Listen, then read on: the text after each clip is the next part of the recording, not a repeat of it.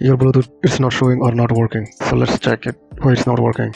Type services, go to services and find Bluetooth name. Here is the Bluetooth name with audio gateway, Bluetooth audio gateway service. Check it and click it automatic and click stop and then restart it and then apply OK.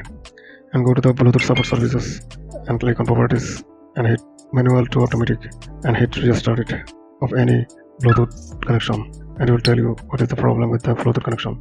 If it didn't work, try to type device manager and there is the Bluetooth option. You can get the Bluetooth option. Click on every single driver and set the driver and then try to restart and then see if it work or not.